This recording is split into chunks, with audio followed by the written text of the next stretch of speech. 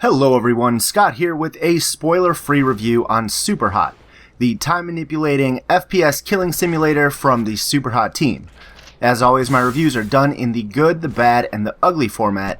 There's no rating, so you can decide on your own if a game is worth your hard-earned dollars.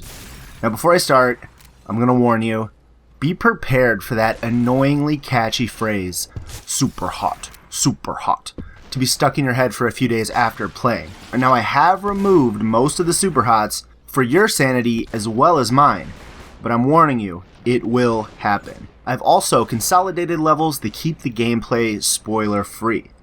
So, what is Superhot? Why should I care? The game originally started out as an entry in the 2013 7-day FPS challenge. Now it was received quite well due to the innovative gameplay mechanic where time only moves when you move. Now add in a minimalist design of bright red enemies popping off of a white and gray background, and you have a recipe for a fresh new FPS. Now imagine you're in the Matrix, but the Matrix is designed after a Robert Mangold painting. It truly is unlike any game that's been made so far, and people love it. A demo was released, which I'll link in the description box below if you want to try it out. A Kickstarter was made, and the team actually raised $150,000 over the $100,000 that they asked for to bring the game to life. Alright Scott, enough with the history lesson. What's good about it?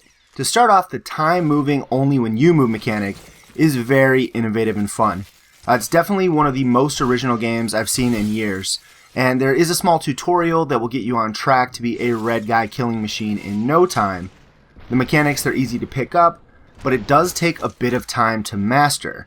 Now, I like to move as fast as possible in games, so I did die quite a bit until I learned what I really needed to do, but then after each death, I'd have a bit more knowledge on where enemies would be spawning from, which is pretty much the same spot each time, at least in story mode, and then this allowed me to actually shoot in the areas they'd be spawning, move a little, they'd spawn, and have a bullet waiting for them. On the flip side, you can very well play the game at a snail's pace, moving slowly around and just focusing on dodging bullets and then counterattacking instead of just going on the offensive right off the bat.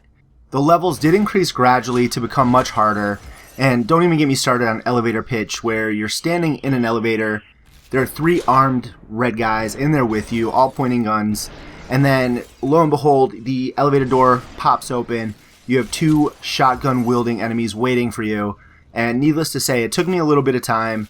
It was pretty frustrating, but I did finish it. The art style was top-notch for me, and you can see by the video in the background and decide if it's something you're into. The story does explain to an extent why it looks like that if you pay attention. And speaking of the story, it was interesting to say the least, albeit very short, clocked in around 1.5 to 2 hours. I won't say too much on this as you really should play it yourself to experience the twists, unspoiled. But I did really enjoy it, and once it ended, I was hoping there was more. It's kind of one of those games where it leaves you scratching your head. You're like, this is it? This is all I get? And then some modes open up that you can play for longer, like endless mode, where basically enemies just pop up and it keeps a tally of all of the people you killed. Challenge modes come up where you can, as you've guessed, complete challenges in a certain amount of time and things like that. Now on to the bad and the ugly. Now, I only have 2 gripes about this game. One of them is pretty small, and the other could be considered ugly by some, so I'll throw them both out there. First, the bad, the constant Superhot, Superhot, Superhot. It grows old so fast. Now, this may play a part in the story, so I understand why it's used over and over, but seriously, it's really annoying.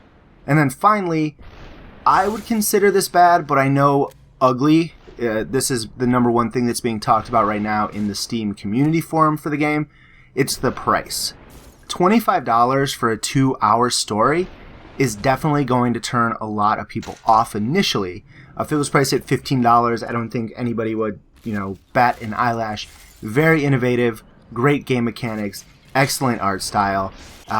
Just a lot of people are going to think that's ugly because it's a 2-hour story mode with some extra modes thrown in.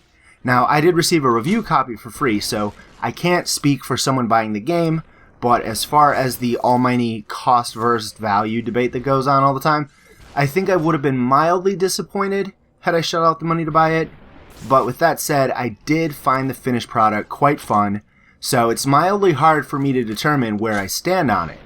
The story was intriguing, it kept my attention for the 2 hours, and I thought it had a great plot and twists, but once it was finished and I unlocked the challenge modes, it's just kind of more of the same. It'll definitely keep you playing. You can learn to get better and pull off some combos that you normally wouldn't be able to do, like throwing swords at people and then rushing over, punching them. It's a fun mechanic to explore with, but the value definitely depends on how long this holds your attention. And finally, I can't end this review without mentioning another cool little thing they did for the game. They added a website called Killstagram, which is basically your kill Instagram, where you can upload your favorite moments or full runs to share with the masses.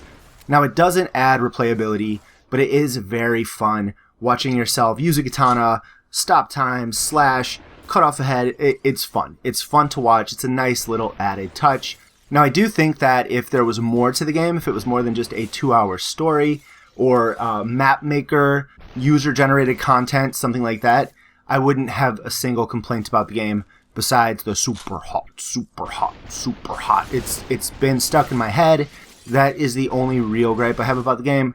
But the price definitely could have been better, or there could have been more content added in there.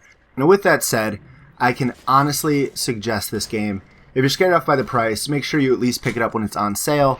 It's definitely a game worth playing for the time-stopping mechanics alone. Hopefully we'll see more content added on later from the Superhot team, or at least the ability to make user-generated levels, mods, things like that. I would love to just fully recommend this game to everybody, but I think that the price is going to scare a few people off. So that's it for now. Leave a like if you enjoyed the video, and thank you for watching. Till next time, take it easy. Peace.